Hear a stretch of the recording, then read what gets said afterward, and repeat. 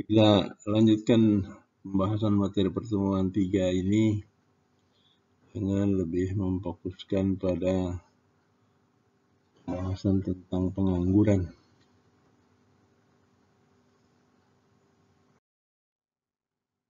Definisi dan pengukuran pengangguran. Simptom resesi yang paling banyak dibahas adalah pengangguran. Karena ini menyangkut orang biasanya, walaupun tadi sudah kita bahas bahwa pengangguran tidak hanya orang, tapi juga peralatan mesin. Tapi karena ini menyangkut orang, ini jadi simptom yang paling banyak dibahas. Pengangguran didefinisikan setiap orang yang berumur 16 tahun atau lebih yang bekerja untuk memperoleh upah baik untuk orang lain atau untuk bisnisnya sendiri selama 1 jam atau lebih per minggunya, atau mereka yang bekerja tanpa bayaran selama 15 jam atau lebih di perusahaan keluarga, atau yang punya pekerjaan tetap sementara absen dengan atau tanpa bayaran.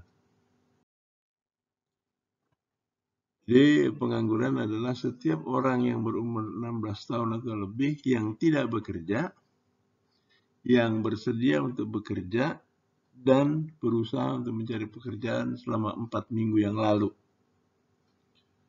Seseorang yang tidak mencari pekerjaan, baik karena dia tidak mau atau sudah menyerah dalam mencari kerja, itu tidak termasuk ke dalam angkatan kerja.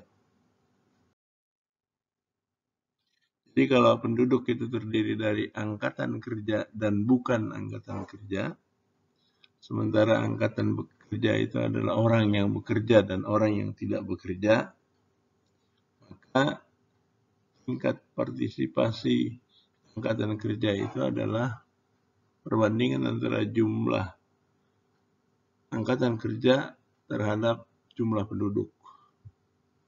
Sedangkan tingkat pengangguran itu adalah perbandingan antara orang yang tidak bekerja dibandingkan dengan jumlah angkatan kerja.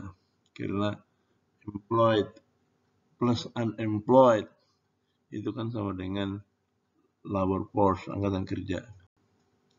Jadi definisinya jelas ya. Bekerja, menganggur, dan angkatan kerja tahun 53 sampai 99. Nah, tabel ini kasus Amerika ya. Jumlah penduduk berumur 16 tahun atau lebih. Di kolom 2 itu angkatan kerja, di kolom 3 itu orang yang bekerja, di kolom 4 itu orang yang tidak bekerja. Kolom 5 ini tadi tingkat partisipasi angkatan kerja. Tingkat partisipasi angkatan kerja itu adalah rasio antara angkatan kerja dengan jumlah penduduk. Sedangkan tingkat pengangguran itu adalah rasio orang yang tidak bekerja terhadap angkatan kerja. Kita lihat angkanya nih, menarik juga ini di Amerika ini. Tahun 53 itu 2,9, 2.9. Terus 5.5, 4.9, 7.1, 9.7, 5.6, 4.2. Ini adalah tingkat pengangguran orang yang bekerja terhadap angkatan kerja. Tingkat pengangguran pada kelompok demografi yang berbeda misalnya. Ini di Amerika ini kan dia ukur orang putih, orang American African. Jadi kalau kita lihat di sini orang putih itu November 82 itu 9.6%. Tapi di Juli 2000 itu cuma 3,6%. Orang laki-laki di atas 20 tahun, umur 20 tahun ke atas itu 9,0%. Sedangkan antara 16 sampai 19 itu tinggi tuh. Baik ke hasil survei tahun 82, November 82 maupun hasil survei Juli 2000.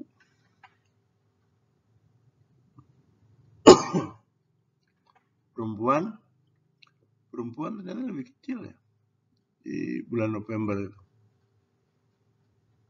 Kemudian yang African American itu lebih tinggi itu. Kalau laki-laki itu 20,2%.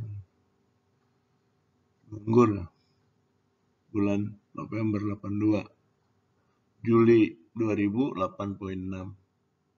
Perempuan 16,5%. Jadi banyak kan perempuan yang bekerja ini. Orang hitam ini. African American. Kemudian ada lain tingkat pengangguran di negara bagian. Ya. Rata-rata Amerika itu 8,5 tahun 75, 9,7 tahun 82, dan 6,7 tahun 91.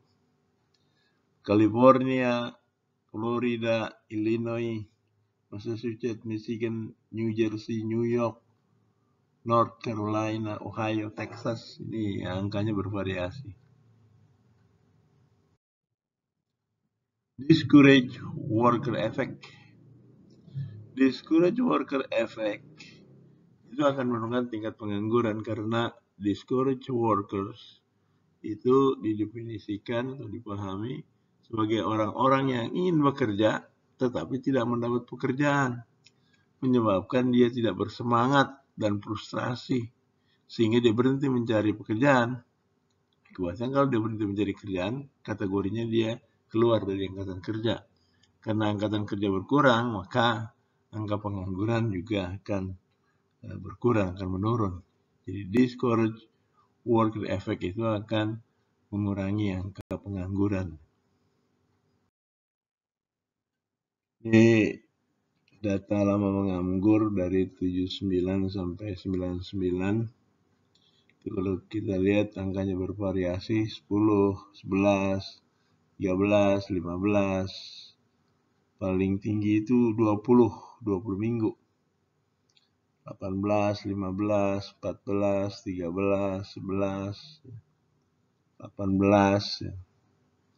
Jadi lamanya menganggur paling rendah itu 10,8 minggu dan paling tinggi itu 20 minggu.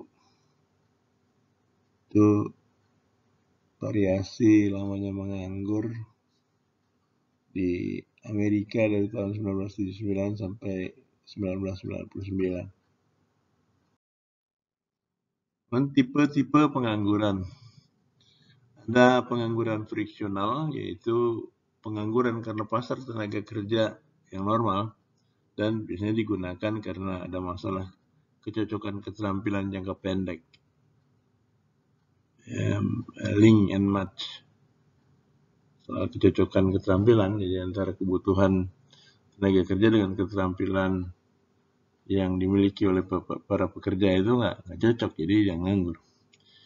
Pengangguran struktural itu adalah pengangguran karena perubahan struktur ekonomi yang menyebabkan hilangnya pekerjaan pada industri tertentu secara signifikan. Lalu pengangguran cyclical atau cyclical unemployment, peningkatan pengangguran selama terjadi resesi atau depresi, siklus. Kemudian pengangguran alamiah, natural rate of unemployment, pengangguran yang terjadi sebagai bagian normal berfungsinya perekonomian. Seringkali dianggap sebagai penjumlahan pengangguran friksional dan pengangguran struktural. Jadi soal pengangguran kita sudah bahas mengenai definisi dan pengertiannya serta tipe-tipe pengangguran. Dalam jangka pendek, Philip sudah membuktikan adanya trade-off antara pengangguran dan inflasi.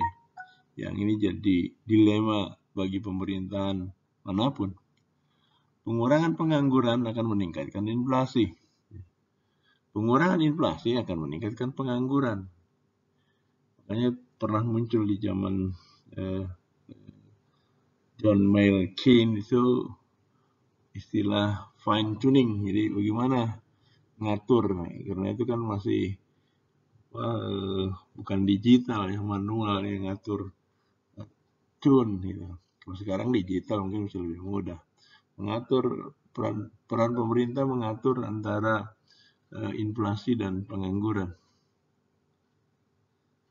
Itu dilematis biasanya. Karena kalau inflasi kita tekan, pengangguran akan meningkat. Nah, pada bagian 3 kita akan bahas tentang inflasi.